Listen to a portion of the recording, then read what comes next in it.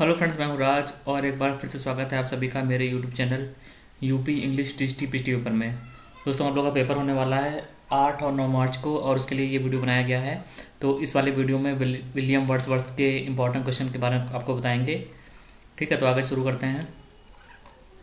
Friends, जिन लोगों ने John गैल्सवर्थी के इंपॉर्टेंट क्वेश्चन नहीं देखे हैं तो उनके लिए 2 वीडियो हैं, ये उसके लिंक हैं डिस्क्रिप्शन बॉक्स में मैंने डाल दिए हैं, तो वहाँ से आप लोग देख सकते हैं। ठीक है, जॉन गैल्सवर्थी और इसके साथ ही जॉन मिल्टन के इंपॉर्टेंट क्वेश्चन जिन लोगों ने नहीं देखे हैं, ये 2 पार्ट में वीडियो है। तो पहला पार्ट ये है, दूसरा पार्ट ये है, तो डिस्क्रिप्शन बॉक्स में पड़ा हुआ है, वहाँ से आप लोग देख सकते हैं।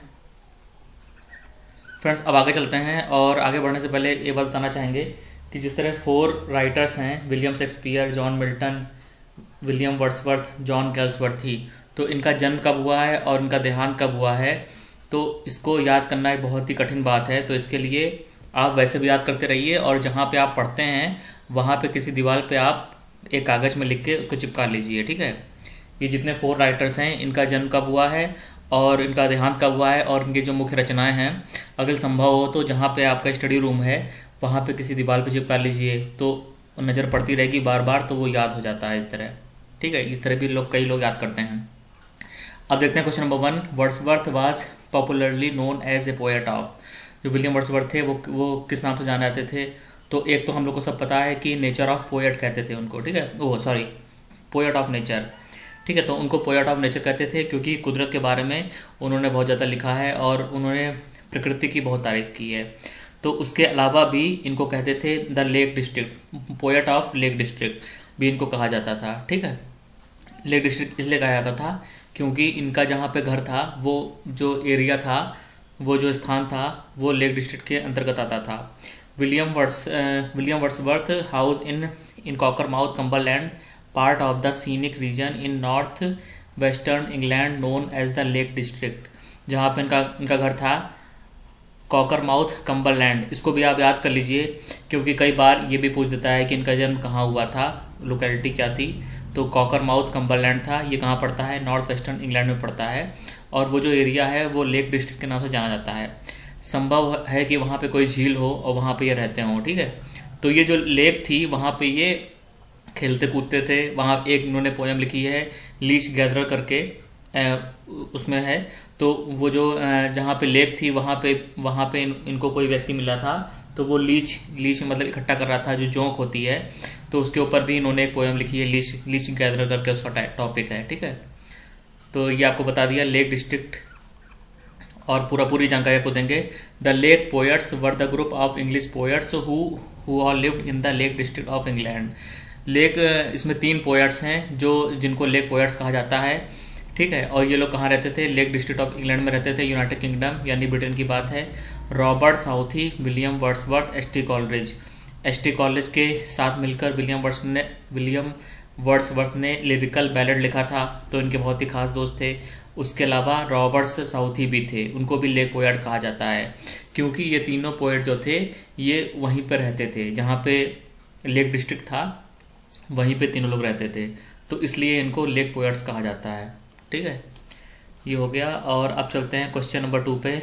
After home did Wordsworth becomes the poet laureate of England. इसमें पूछ रहा है कि किसके बाद, किस लेखक के बाद, किस पोएट के बाद इनको पोएट लॉरिएट बनाया गया था।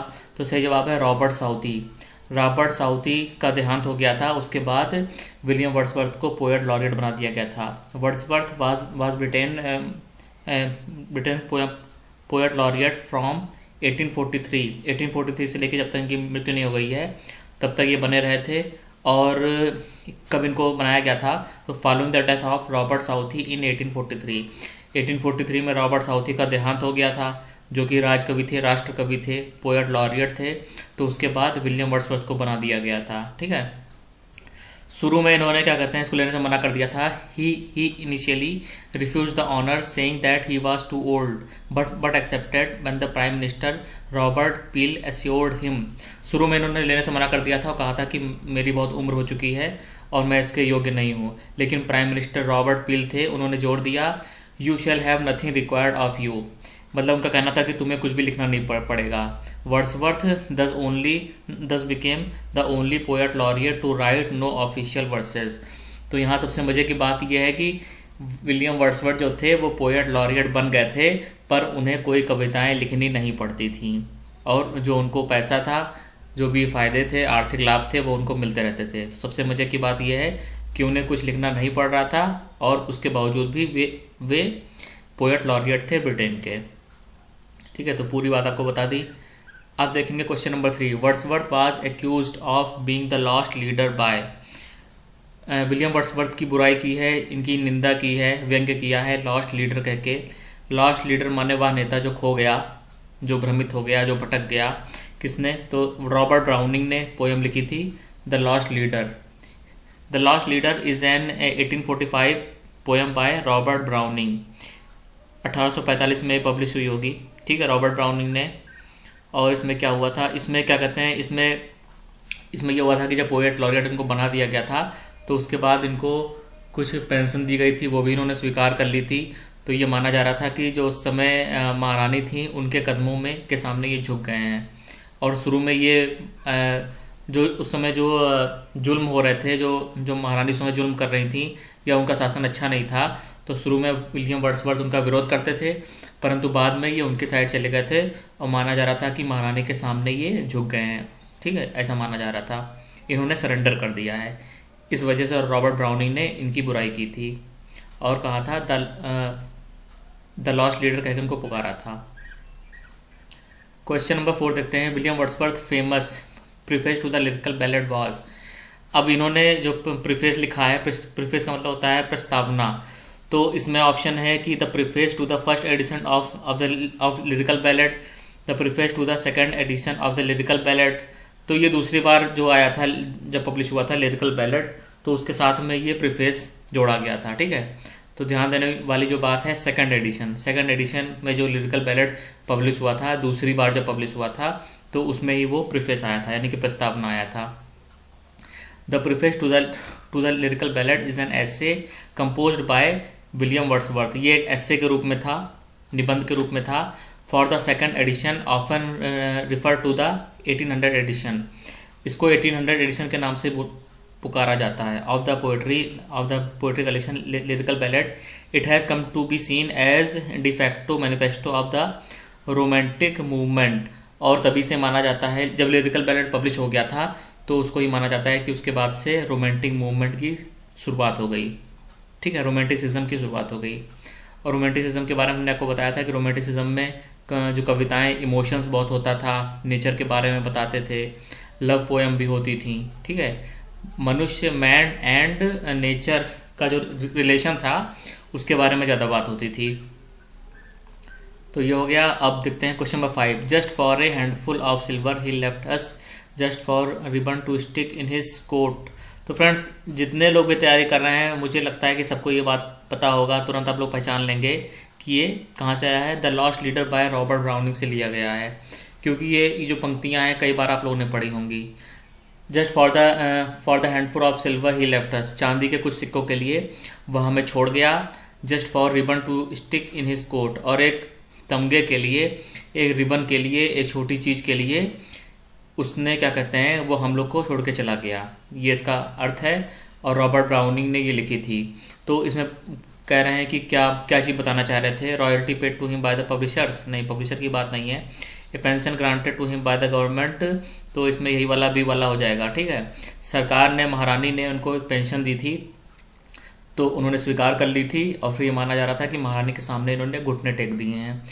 और ये फ्रेंच वाले तो कोई बात ही नहीं है, बस वही बात है जो पेंशन दी गई थी। ठीक है, आपको बताते हैं कि पूरी जानकारी आपको मिलेगी। इन 1813 Wordsworth obtained the position of distributor of stamps. सबसे पहले ये डिस्ट्रीब्यूटर ऑफ स्टैम्प्स बन गए, यानी कि जो टिकट उस समय जो टिकट चलते होंगे उसको बेचने का अधिकार इनको मिल गया। ठीक है, सबसे पहले इनको यहाँ से फ़ायदा हुआ। This government position was already sufficient to induce Shelley to write. और जब ये डिस्ट्रीब्यूटर बन गए थे, तो पीवी शैली ने इनके ऊपर एक पोएम लिखी टू वर्ड्सवर्थ। इसमें इनकी बुराई की गई, निंदा की गई कि ये अब महारानी के साइड में चले गए हैं। In 1842 he accepted a civil list pension of 300 pound from the government. तो 300 पाउंड की इनको पेंशन मिलती थी, जो उन्होंने स्वीकार कर ली। इन 1843 व्हेन अब देखिए 1813 में इनको डिस्ट्रीब्यूटर बन गए, 1842 में इनको पेंशन मिली, 1843 में इनको पोएट लॉरिएट बना दिया गया जब रॉबर्ट साउथी का निधन हुआ। ठीक है, तो ये माना जा रहा था कि with the image Wordsworth on his knees in the front of queen, महारानी के सामने इन्होंने घुटने टेक दिए और सरेंडर कर दिया। तो यही इसमें पूरी असली बात थी। क्वेश्चन नंबर 6 देखते हैं, why the year 1798 taken to be the year of beginning of the romantic movement.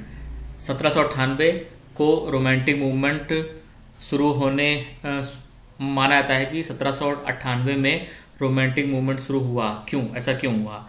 तो साफ साफ इसकी सीधा जवाब है कि लिरिकल बैलेट पब्लिश हुई थी, वहीं से रोमांटिसिज्म की, रोमांटिक मूवमेंट की शुरुआत हुई थी। तो ऑप्शन नंबर सी हमारा बिल्कुल सही है, because it was the year in which Wordsworth lyrical ballot published. ठीक है, तो ये बहुत आसान है, आप लोग तुरंत पता लगा लेंगे। ठीक है, lyrical ballot is a collection of poems bye William Wordsworth and S T Coleridge. दोनों की उसमें पोएम्स थी और 1798 में पब्लिश हुआ था। Generally consider to have mark the beginning of the romantic movement, और उसके बाद से ही माना जाता है कि रोमांटिक मूवमेंट की शुरुआत हो गई। ठीक, ये हो गया। और the effect on critics was modest, but it became and remains a landmark changing the course of English literature and poetry। और जो ये जो रचना थी लिरिकल बैलेड, ये लैंडमार्क साबित हुई, मील का पत्थर साबित हुई, और इसने बिल्कुल एक तरह से क्रांति मचा दी इंग्लिश लिटरेचर एंड पोएट्री। जो इंग्लिश का साहित्य था उसमें इसको पूरी तरह से इसने बदल के रख दिया, एक तरह से इसमें क्रांति मचा दी, ये कह सकते हैं। ठीक है, तो लैंडमार्क साबित हुआ था ये लिरिकल बैलेट। क्वेश्चन नंबर 7 देखते हैं, who was the author of lyrical ballot. इसके ऑथर कौन थे? तो फ्रेंड्स, दो लोगों ने मिलकर लिखा था। विलियम वर्ड्सवर्थ ने लिखा था, एस टी कोलरिज ने लिखा था। विलियम वर्ड्स की कविताएं ज़्यादा थीं, एस टी कोलरिज की काफ़ी कम कविताएं थीं, पर उसके बावजूद भी वो दोनों लोग की रचनाएं मानी जाती हैं। ठीक है, जब भी ऑथर्स आएगा तो आपको दोनों लोग का नाम देना है, William Wordsworth and S T Coleridge, क्योंकि दोनों लोगों ने मिलकर उसको लिखा था। क्वेश्चन नंबर 8 देखते हैं, वर्ड्सवर्थ प्रिल्यूड इज ए। तो वर्ड्सवर्थ की जो प्रिल्यूड है वो क्या है? तो सबसे पहला ऑप्शन है क्लासिकल पोएम। क्लासिकल पोएम तो नहीं है, मेटाफिजिकल पोएम यानी आध्यात्मिक poem, autobiographical poem, historical poem. तो हिस्टोरिकल से कोई संबंध नहीं है, ऑटोबायोग्राफिकल पोएम है। इसमें इनका जो इनकी आत्मकथात्मक चीज़ें हैं, इनके साथ जो रियल लाइफ में जो घटनाएं हुई थी उसका भी इन्होंने बहुत विस्तार से वर्णन किया है। ठीक है, प्रिल्यूड, इसका पूरा क्या नाम था? द प्रिल्यूड और ग्रोथ ऑफ पोएट्स माइंड। मतलब कि एक जो पोएट है, कवि है, उसका दिमाग कैसे कैसे बढ़ा है, कैसे कैसे उसको आइडियाज़ आए हैं, कैसे कैसे उसने मतलब उसको ज्ञान की प्राप्ति हुई है और उसने ये मतलब पुस्तक लिखी है। एन ऑटोबायोग्राफिकल पोएम, ये इसका पूरा नाम है। द प्रिल्यूड और growth of poets mind N autobiographical poem is an autobiographical poem in blank words. यहाँ देखने वाली बात है कि ब्लैंक वर्ड्स में लिखा है by the English poet William Wordsworth, और विलियम वर्ड्सवर्थ ने लिखा है। और the prelude is an extremely personal work and reveals many details of Wordsworth life. उनके निजी जीवन के बारे में बहुत सी बातों को बताती है और ये पर्सनल वर्क है। और जब ये 28 साल के थे वर्ड्सवर्थ, तब इन्होंने शुरू किया था। 1798 में ये 28 साल के थे तब इन्होंने लिखना शुरू किया था, और उस समय इन्होंने टाइटल कोई रखा नहीं था। टाइटल में इन्होंने ये रखा था कि poem title not yet fixed upon. यही इसका टाइटल था कि अभी इसका ये टाइटल सुनिश्चित नहीं हुआ है। ये इन्होंने क्या कहते हैं, ये हुआ था। फिर बाद में जब क्या कहते हैं, जब ये मर गए हैं उसके तीन महीने बाद जब इनका देहांत हो गया है, 3 months after Wordsworth death in 1850 में इसको प्रकाशित किया गया था, और इनकी मृत्यु के 3 महीने के उपरांत इसको प्रकाशित किया गया था। और इसका जो नाम रखा गया था the poem on the growth of own mind. ये मतलब ठीक है, ये इसका नाम रखा गया था। तो ये हो गया पूरी जानकारी। एक बार फिर से बताते हैं, द प्रिल्यूड इसका नाम था, और the growth of poets mind, the growth किस तरह एक पोएट का मस्तिष्क बढ़ा है, किस तरह उसको आइडियाज़ आए हैं, किस तरह उसको ज्ञान की प्राप्ति हुई है और उसने ये कविता लिखी है। तो क्वेश्चन नंबर 9 देखते हैं, we are laid asleep in body and become a living soul in which poem does this line occur. तो ये कहाँ से ली गई है? तो सही जवाब है टिंटन एबी। टिंटन एबी से ली गई है। अब देखिए यहाँ लिखा है we are laid asleep in body and become a living soul. मैं यहाँ पर लेटा हुआ हूँ और मेरा जो शरीर है वो एकदम आत्मा बन चुका है। ठीक है, तो आपको हम बताते हैं कि जो टिंटन एबी था ये एक मठ हुआ करता था वाई रिवर के पास, और वहाँ पे अब खंडहर ही बचे थे। तो जो ये थे विलियम वर्ड्सवर्थ थे अपनी सिस्टर डोरोथी के साथ वहाँ पर जाते थे, और वहाँ पर वो कई बार लेट जाते थे, और वहाँ पे उनको रहना पसंद था, वहाँ पे घूमना टहलना, ठीक है, वहाँ पे रहना बहुत पसंद था, और वहाँ पे उनको बहुत अच्छा लगता था कुल मिला के। तो इन्होंने पोएम, बहुत काफ़ी लंबी पोएम है, तो इन्होंने यही लिखा है कि मैं यहाँ आता हूँ और मैं यहाँ बैठता हूँ, मुझे बहुत अच्छा लगता है, और मैं यहाँ पे लेट जाता हूँ, और कुल मिला के बहुत ही साहित्यिक बातें हैं कि मेरा खून बहना एकदम बंद हो जाता है। ठीक है, इसमें ये भी लाइन है कि मेरा एकदम खून बहना रुक जाता है और लगता है कि मैं जीवित नहीं हूँ, एक सोल बन चुका हूँ, यानी कि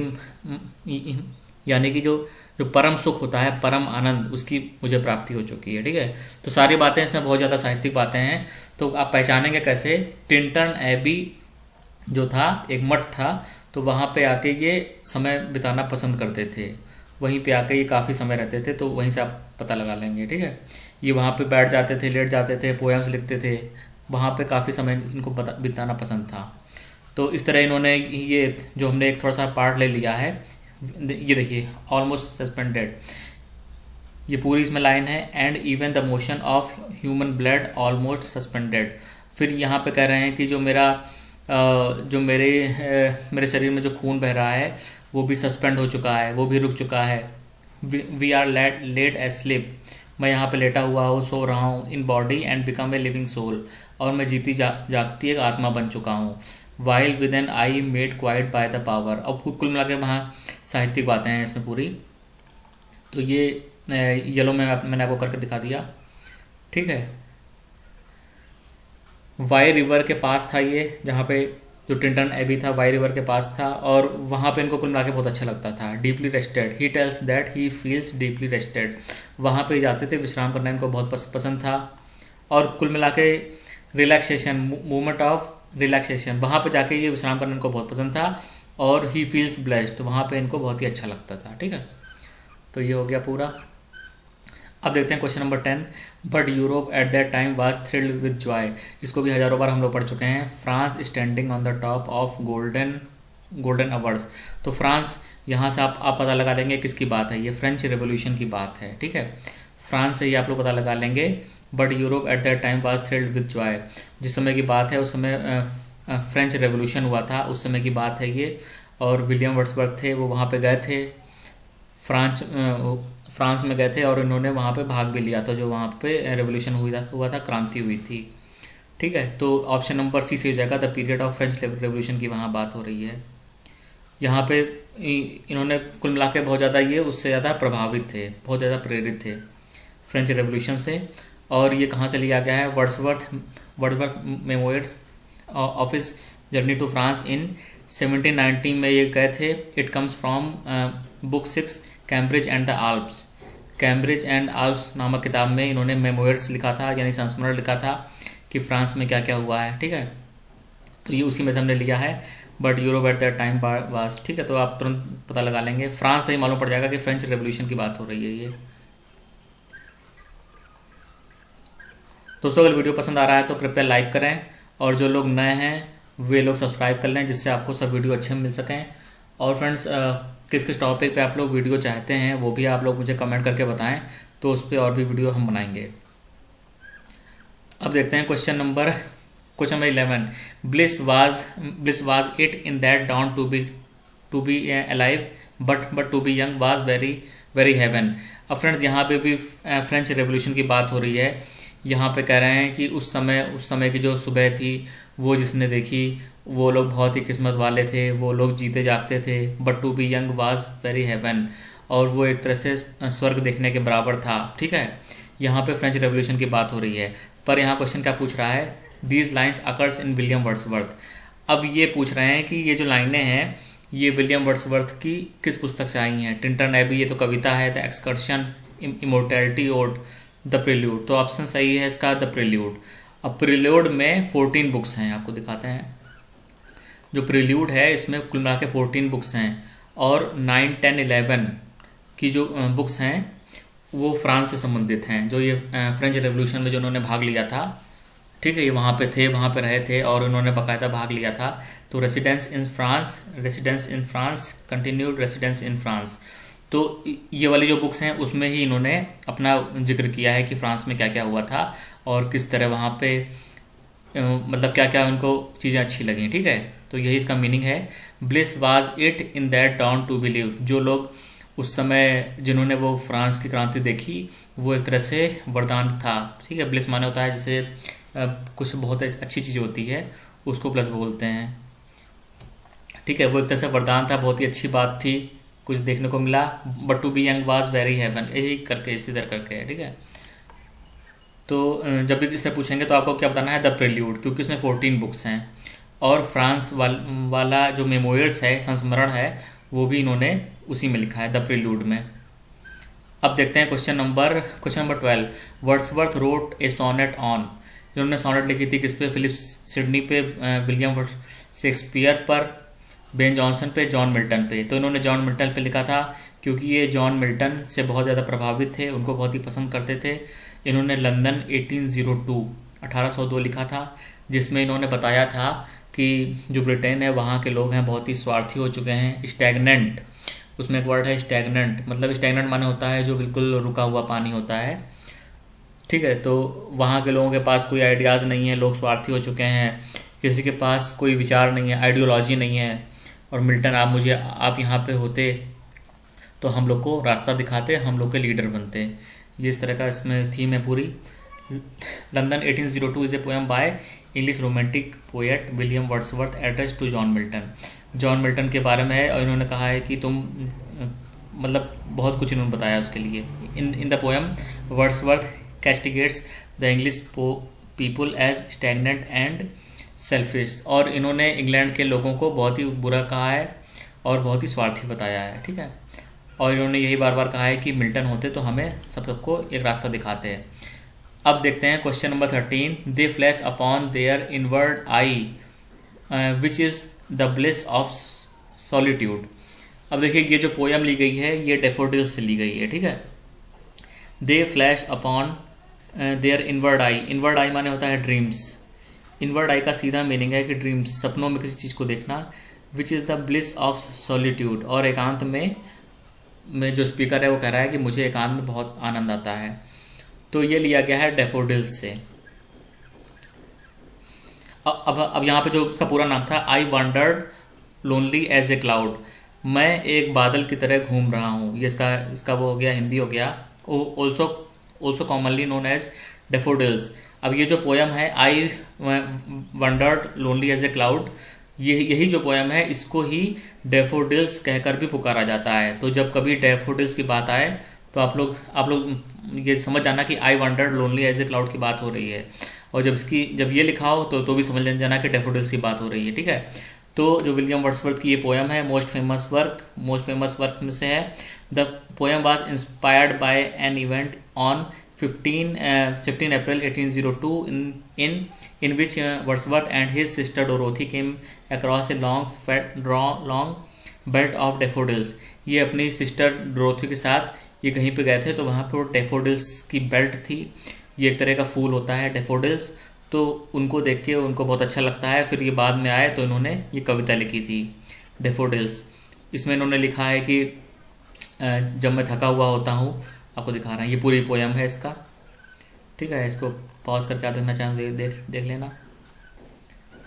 तो ये जो नीचे वाली जो लाइंस हैं, for oft when on my couch I lie, couch माने होता है सोफ़ा जहाँ लोग बैठते हैं, आई लाई इन vacant or in pensive mood, और जब मैं अपने घर में होता हूँ मैं काउच पर या सोफे पर बैठा हुआ हूँ, लेटा हुआ हूँ, और मेरा जो मूड है बहुत ही उदास है, बहुत ही मैं उदास रहता हूँ। In vacant or in pensive mood they flash upon that inward eye, और जब मैं ऐसा बहुत उदास हूँ और अपने सोफे पर मैं बैठा हुआ हूँ और मेरा मूड भी अच्छा नहीं है तो वे मेरे स्वप्नों में आते हैं, चमकते हैं।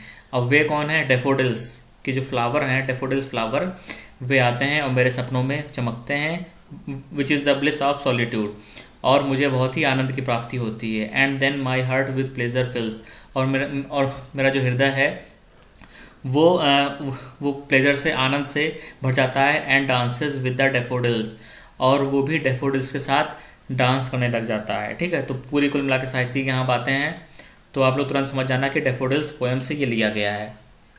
ठीक है, इनवर्ड आई माने होता है ड्रीम्स, ये बता दिया। और अब देखते हैं क्वेश्चन नंबर 14 देखते हैं। Nature never did betray the heart that left her, प्रकृति ने उन लोगों को कभी भी बिट्रे नहीं किया, यानी कि उसने धोखा नहीं दिया। कुदरत ने कभी भी उन लोगों को धोखा नहीं दिया। The heart that loved her, जिसने कुदरत को प्यार किया तो नेचर ने कभी उसको धोखा नहीं दिया। ये इसका हिंदी अनुवाद है। From which poem are these lines quoted, ये लाइन्स कहाँ से ली गई हैं? तो फ्रेंड्स, इसमें ये लिया गया है टिंटन एबी से, जो मैंने आपको बताया था। और टिंटन एबी में इन्होंने नेचर की बहुत बात की है। ठीक है, इन्होंने बार बार यही कहा है कि जो नेचर है वो हम लोग की मदद करती है, हम लोग का पोषण करती है, ये सब पूरा इसमें है। तो इसका यही मीनिंग है, नेचर नेवर डिड बिट्रे। जब जब नेचर आता है तो ज़्यादातर टिंटन एबी की बात होती है, पर हर बार ऐसा हो ये भी कंफर्म नहीं है बिल्कुल। ठीक है, 2-3 बार तो उसमें जब जब नेचर आता है तो आप समझ जाइए कि टिंटन नेवी की बात है। लेकिन ऐसा नहीं हो सकता है कि सिर्फ नेचर का इस्तेमाल टिंटन नेवी में ही किया गया है, और भी पोएम्स में इस्तेमाल हो सकता है। तो आप लोग अच्छी तरह देख लें कि किस पोएम से लिया गया है। तो यहाँ पे इन्होंने लिखा है, वो सब बताया है, नेचर के बारे में बताया है। ठीक है, तो यहाँ पे इनका कहने का मीनिंग क्या था कि nature provides us all the facilities and sources. जो नेचर होता है, कुदरत है, उसने हमें हवा दी है, खाना दिया है, पानी दिया है, रहने के लिए ज़मीन दी है। तो कुल मिला के कि हम लोग, अगर कुदरत ना होती तो कोई भी मनुष्य जीवित नहीं रहता। यही इसका कहने का मतलब है कि जिसने कुदरत को, नेचर को प्यार किया तो नेचर ने कभी उसको धोखा नहीं दिया। जो फूड हम लोग खाते हैं, सब्जियां हैं, जो भी फूड हम लोग खाते हैं, वो कहाँ से आया, वो सब नेचर से ही आता है। ठीक है, तो आप लोग जान देना कि टिंटन नेवी की बात हो रही है यहाँ पे। और एक बार फिर से नेचर आ गया है। For nature then to me was all in all, तो फिर से एक बार नेचर आ गया है। ये पोएम भी टिंटन नेवी से ली गई है, पर यह भी हो सकता है कि दूसरी पोएम्स में भी नेचर वर्ड इस्तेमाल हो सकता है, क्योंकि बहुत ही कॉमन वर्ड है। ठीक है, ऐसा नहीं है कि सिर्फ टिंटन नेवी में इन्होंने इस्तेमाल किया है। ये तो बाई चांस 2 बार नेचर आ गया है, तो टिंटन नेवी से ये लिया गया है। ठीक है, ये देखिए, ये पोर्शन है उसका। Who sought the thing he loved for nature then the coarser pleasures of my boys days. ये जब छोटे बच्चे थे, वर्ड्सवर्थ, तो उस समय को ही अपने याद कर रहे हैं। And their glad animal movements all gone by, जब उस समय लोग खेलते थे, जो भी था। To me was all in all, I can not paint. यहाँ पे इन्होंने बताया था कि वहाँ पे पेड़ पौधे हैं और झरने का पानी गिर रहा है, बहुत अच्छा लग रहा है। तो पूरा नेचर के बारे में बात की गई है। ठीक है, क्वेश्चन नंबर 16 देखते हैं। The child is the father of man and I could wish my days to be bound each to each by natural piety. तो friends, the child is the father of man, इसको देख के ही आपको तुरंत पता चल जाएगा कि कहाँ से लिया गया है। तो ये लिया गया है माई हार्ट स्लीप्स अप, मेरा जो दिल है वो धड़कता है, जोर जोर से उछलता है, कूदता है। मेरा दिल बार बार धड़कता है, तो इसका ये मीनिंग हुआ। तो तुरंत देखते ही आप पहचान जाएंगे कि वहीं से लिया गया है, क्योंकि कई बार आप लोग पढ़ चुके होंगे इसको। The child is the father of man. ठीक है, ये इनकी पोएम है छोटी सी। My heart leaps up, my heart leaps up also known as the rainbow. अब यहाँ समझने वाली बात है कि इसको रेनबो के नाम से भी पुकारा जाता है। He is a poem by British romantic poet William Wordsworth. ठीक है, आपको थोड़ा सा बता देते हैं। My heart leaves up when I behold, जब मैं बिहोल्ड करता हूँ, यानी कि निहारता हूँ, ध्यानपूर्वक देखना। जब किसी को स्नेह भरी दृष्टि से देखते हैं तो उसको बोलते हैं बिहोल्ड करना। जैसे एक माता एक पिता अपने पुत्र को देखता है। ठीक है, जब किसी को स्नेह भरी, प्यार भरी नज़रों से देखते हैं तो उसको बोलते हैं निहारना या ध्यानपूर्वक देखना, बिहोल्ड करना। ए रेनबो इन द स्काई, जब मैं आसमान में एक रेनबो देखता हूँ, इंद्रधनुष देखता हूँ। So was it when my life began, और जब मेरा जीवन शुरू हुआ। So is to now I am a man, और अब मैं पुरुष बन चुका हूँ। So be it when I shall grow old, और धीरे धीरे मैं ओल्ड बन जाऊँगा, मेरी उम्र ज़्यादा हो जाएगी, मैं बुढ़ा हो जाऊँगा। एंड लेट मी डाई, और मेरे मरने का समय भी आ जाएगा। The child is the father of the man, और एक जो बच्चा होता है वही पुरुष का पिता होता है। तो फ्रेंड्स, हमने आपको एक बार बताया था इसका क्या मीनिंग है। इसका यही मीनिंग है कि बचपन में जो संस्कार हम लोग को मिलते हैं, जो बातें सिखाई जाती हैं, उसी के आधार पर एक अच्छा या बुरा पुरुष का निर्माण होता है। जब हम बच्चों को छोटी अच्छी बातें सिखाते हैं तो वो बच्चा जब बड़ा होता है तो एक अच्छा पुरुष साबित होता है, अच्छा पुरुष बनता है। जब हम उसको बुरी बातें बताते हैं तो वो बुरा पुरुष बनता है। तो यहाँ संस्कारों की बात हो रही है, ठीक है। हमने आपको बताया था उससे पहले भी। And I could wish my days to be bound each to each by natural piety. यहाँ कह रहे हैं कि जो मेरे बचपन के दिन थे वो काश वापस लौट आ पाते, या ये भी का कहने का मतलब है कि काश मैं दोबारा अपना बचपन जी पाता। Bound each to each by natural piety या पाइटी, जो भी कहें। तो यहाँ पे कह रहे हैं कि जो नेचर के साथ जुड़कर ये पुण्यात्मा बन चुके हैं, ठीक है। इनका जीवन जो है वो सार्थक हो चुका है, क्योंकि जो इनका मतलब जो भी इनको संस्कार मिले थे बहुत ही अच्छे मिले थे बचपन में, ठीक है। ये इसका पूरा मीनिंग है। अब देखते हैं question number 17। To me the meanest flower that blows can give, though that do often lie too deep for tears. यहाँ पे कह रहे हैं कि वह फूल जिसको मैं देखता था, जिसको मैं पसंद करता था, वो जब हिलता है, जब हवा चलती है तो जब वो हिलता है, thoughts that do often lie too deep for tears. और यहाँ बता रहे हैं कि जो स्पीकर है, मतलब जो वक्ता है, वो जो पोएट है, वो क्या कह रहा है कि मेरे दिल में इतने गहरे इमोशंस हैं कि उनके लिए आंसू भी नहीं निकल रहे हैं, क्योंकि वो जो इमोशंस हैं बहुत ही गहरे हैं, बहुत ही डीप हैं। ये कहाँ से लिया गया है? तो इसका सही जो ऑप्शन है इमिटेशंस ऑफ इमोर्टैलिटी। और इस पोएम में इन्होंने बार बार कहा है कि जब बच्चे जो होते हैं जब बच्चे छोटे होते हैं तो बहुत ही मासूम होते हैं, तो वो ईश्वर से जुड़े होते हैं। परंतु जब बच्चे बड़े हो जाते हैं तो वो ईश्वर से जो उनका संबंध है वो ख़त्म हो जाता है, क्योंकि उनके अंदर बहुत सारी बुराइयाँ आ जाती हैं। और इस दुनिया में जो बुरी चीज़ें हैं, जैसे धोखा देना, झूठ बोलना, ठीक है, जो बुरी चीज़ें होती हैं वो सब शुरू हो जाती हैं। तो इन्होंने बार बार ये कहा है कि जब हम लोग छोटे बच्चे होते हैं तो हम लोग का कनेक्शन ईश्वर से होता है, ठीक है। फिर लेकिन जब हम लोग बड़े हो जाते हैं तो हम लोग का जो कनेक्शन होता है वो ख़त्म हो जाता है, क्योंकि हम लोग के अंदर कई बुराइयाँ आ जाती हैं मनुष्यों के अंदर। ये जो पोएम थी इसका पूरा क्या नाम था? Ode intimations of immortality. Intimation माने होता है किसी की नकल करना, यही इसका मीनिंग होता है। ऑफ इमोर्टैलिटी, इमोर्टल माने क्या हुआ कि जो चीज़ सही नहीं है, या जो चीज़ जिसके अंदर कई बुराइयां हैं। From the recollections of early childhood, ये इसका पूरा नाम था। Also known as immortality ode. अब इमोर्टल माने क्या होता है? जो कभी मर नहीं सकता, जो चीज़ जो नश्वर नहीं होती है उसको बोलते हैं इमोर्टल, ठीक है। तो यही इसका मीनिंग है। इस पोएम बाय विलियम वर्ड्सवर्थ की पोएम है ये।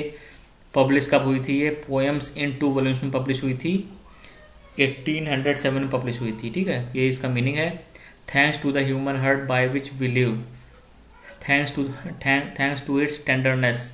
मतलब कि ये कह रहे हैं कि भगवान का लाख लाख शुक्र है कि उसने हमें इंसान बनाया। Thanks to its tenderness, its joys and fears. और जो हम लोगों ने महसूस किया जीवित रहते हुए, जो जॉयज़, जो अच्छी बातें या जो आनंद हम लोग को मिला, और फियर्स, जो हम लोगों ने डर महसूस किया। To me the meanest flower that blows can give. इस लाइन का उल्लेख बहुत ही स्पष्ट रूप से कहीं मिलता नहीं है, तो बहुत अच्छी तरीके से मैं आपको नहीं बता पा रहा हूँ, लेकिन आगे कहीं भी मिलता है तो आपको फिर बताएंगे। क्वेश्चन नंबर 18 देखते हैं। Eastern daughter of the voice of God. तो फ्रेंड्स, यहाँ पे तुरंत आप लोग को पता चल जाएगा कि कहाँ से लिया गया है। ये ओड टू ड्यूटी से लिया गया है, ठीक है। ईस्टर्न माने क्या होता है? ईस्टर्न माने होता है जिद्दी, जो बहुत हठी होती है उसको ही बोलते हैं ईस्टर्न, हठी, जिद्दी, stubborn. Eastern daughter of the voice of God. यहाँ पे ये कह रहे हैं कि जो ड्यूटी होती है, जो कर्तव्य होता है, वो बहुत ही ईस्टर्न होता है, यानी कि सबको अपना कर्तव्य पालन करना ही करना होता है, ठीक है। और ये ईश्वर का मैसेज होता है कि ईश्वर का ही कहना है कि सभी लोग अपना ड्यूटी जो है वो कंप्लीट करें। Is a voice of God, ये ईश्वर का संदेश है कि सभी लोग अपनी ड्यूटी निभाएं, अपने कर्तव्य को करें। हु इज़ ईस्टर्न डॉटर, तो यहाँ ड्यूटी की बात हो रही है। Ode to duty published in 1807 में पब्लिश हुई थी। और ठीक है, इसका मतलब होता है कठोर, सख्त। ये इसमें इन्होंने ड्यूटी के बारे में कहा है कि जो सब लोगों को अपनी ड्यूटी निभानी चाहिए, यही इन्होंने बार बार कहा है इसमें। अब देखते हैं question number 19। Thy soul was like a star and dwelt apart. यहाँ पे थोड़ा गलती हो गया है। तो ये वाली जो पोएम है ये भी लंदन 1802 से आया है। ठीक है, लंदन 1802 से। और इन्होंने विलियम वर्ड्सवर्थ ने कहा है जॉन मिल्टन से कि जो उसकी आत्मा थी वो स्टार की तरह थी, मतलब एक तारा होता है जिस तरह, उसकी तरह थी। एंड ड्वेल्ट अपार्ट, और वो मेरे दिल में रहता था, पर अब वह मेरे पास नहीं है, मुझसे दूर जा चुका है। ठीक है, ड्वेल्ट माने होता है कि किसी के दिल में रहना, निवास करना, या किसी विशेष चीज़ के बारे में सोचना। Who is referred to in this line, तो मिल्टन है, बिल्कुल सही जवाब है मिल्टन। ठीक है, आप लोग तुरंत जान जाएंगे क्योंकि जो ये थे विलियम वर्ड्सवर्थ थे, ये जॉन मिल्टन से बहुत प्रभावित थे। जो इसकी पोएम की पहली लाइन है, Milton thou should be living at this hour. Thou माने होता है तुम, मिल्टन तुम्हें इस समय यहाँ होना चाहिए था, इस समय तुम्हें यहाँ जीवित रहना चाहिए था, और इंग्लैंड को तुम्हें नया रास्ता दिखाना चाहिए था। ठीक है, अब ये जो लाइन है ये बीचों बीच है, thy soul was like a star and dwelt apart. उसकी जो आत्मा थी या वो जो था वो मेरे लिए स्टार की तरह था, और वो अब मुझसे दूर जा चुका है। ठीक है, ये हो गया। अब देखते हैं क्वेश्चन नंबर 20। विद दिस की शेक्सपियर अनलॉक्ड हिज हर्ट। तो ये कई बार हम पढ़ चुके हैं, कई बार आपको बता चुके हैं। तो इस सोनेट की बात हो रही है। यहाँ पे ये पूछ रहे हैं कि शेक्सपियर ने अपने दिल की जो बात है वो कैसे इन्होंने बयां की हैं। तो इन्होंने सोनेट लिख के बयां की हैं। ठीक है, 154 सोनेट्स लिखी थी और 37 प्लेस लिखा था विलियम शेक्सपियर ने। सोनेट्स की बात हो रही है। अब देखते हैं question number 21। Fell ground the path of Milton in his hand, the thing became a trumpet when he blew, soul animating strains in whose hand. तो फ्रेंड्स यहाँ मिल्टन पहले ही यहाँ पे लिखा हुआ है। ठीक है, fell ground the path of Milton in his hand. तो मिल्टन हम लोग पता चल जाता है इससे कि जॉन मिल्टन की बात हो रही है यहाँ पे। ठीक है, यहाँ जॉन मिल्टन के हाथों की बात हो रही है। इस तरह आप लोग पता लगा लेंगे ये कहाँ से लिया गया है। ये पैराडाइज लॉस्ट से लिया गया है ये। ठीक, क्वेश्चन नंबर 22 देखते हैं। Come blessed barrier between day and day, dear mother of fresh thoughts. तो फ्रेंड्स यही इसी से आप लोग पता लगा लेंगे ये कहाँ से आया। आपको बताते हैं, बहुत आसान है ये। देखिए आप लोग को सिर्फ यही ये कीवर्ड है, समझ लीजिए, dear mother of fresh thoughts. Fresh thoughts यानी कि जो ताज़े ताज़े विचार होते हैं, अच्छे विचार होते हैं, सकारात्मक विचार होते हैं, उनकी माँ। अब उनकी माँ कौन होती है? तो अब सीधी सी बात है कि जब हम लोग थक जाते हैं तो सो जाते हैं, और जब सोने के बाद हम लोग को बहुत ही पावरफुल महसूस होता है, बहुत ही ताजगी महसूस होती है, और बहुत ही अच्छे विचार आते हैं, आइडियाज़ आते हैं, और लोग सुबह जाकर नौकरियां करते हैं, अपना काम अच्छे तरीके से कर पाते हैं। ठीक है, तो यहाँ घुमा फिरा के यहाँ स्लीप की बात हो रही है, नींद की बात हो रही है। और जो नींद होती है वो बहुत ही अच्छी चीज़ होती है, क्योंकि उसके नींद लेने के बाद ही हमारी थकावट दूर होती है और हमको फ्रेश थॉट्स मिलते हैं, फ्रेश आइडियाज़ मिलते हैं, अच्छी बातें पता चलती हैं। ठीक है, तो यहाँ पे नींद की बात हो रही है, कुल मिला के स्लीप की बात हो रही है। एंड जॉयस हेल्थ, और हेल्थ भी अच्छी होती है। तो यहाँ पे टू स्लीप की बात हो रही है, तुरंत आप लोग जान जाएंगे फ़ौरन। अब ये जो पोएम थी to sleep, poem by William Wordsworth, इन्होंने लिखी थी पोएम, ये पूरी पोएम है। ठीक है, ये पूरी पोएम है। और ये इसकी बीच की लाइनें हैं, without the what is all the mornings wealth. और यदि आपके पास अच्छी नींद नहीं है तो आपके पास सारे धन संपदा की कोई मतलब नहीं है। Complex barrier between day and day, ये जो नींद होती है ये एक बैरियर के रूप में काम करती है। जब एक दिन होता है और फिर दूसरे दिन के बीच में क्या होती है, रात होती है, और जब रात होती है तो सभी लोग सोते हैं, तो वो एक बैरियर के रूप में काम करती है। और नींद लेने के बाद कैसे आइडियाज़ आते हैं, फ्रेश आइडियाज़ आते हैं। ठीक है, देखिए हमने यहाँ पे लिख दिया है, हम लोगों को फ्रेश थॉट्स स्लीप के बाद ही आता है या आते हैं। अच्छा, थोड़ा सा और आपको बता देते हैं। To sleep is a poem by, ये तो है। तो यहाँ पे जो पोएम थी इसमें जो स्पीकर था इंसोम्निया से ग्रसित था। इंसोम्निया का मीनिंग होता है जिसको नींद नहीं आती है। He is sleepless all the night, वो सारी रात सो नहीं पा रहा है। Lying on his bed thinking of the flocks of sheep that pass near by, ये किसी शेफर्ड के बारे में बात कर रहे हैं। शेफर्ड यानी भेड़ चराने वाले, जो गडरिया होता है, तो वो उसको नींद नहीं आ रही है, वो लेटा हुआ है और अपने फ्लॉक्स के बारे में सोच रहा है, यानी कि भेड़ों का झुंड होता है उसके बारे में सोच रहा है। The sound of the imaginary rain, और बरसात के बारे में सोच रहा है। मर्मरिंग ऑफ बीज, मधुमक्खियों की भिनभिनाहट के बारे में सोच रहा है। Clear fields and so on, और बड़े बड़े घास के मैदानों के बारे में सोच रहा है। He is reviving all this of thoughts to unlock the treasure of sleep, वह यह सब क्यों सोच रहा है, जिससे उसको नींद आ जाए और वह सो जाए।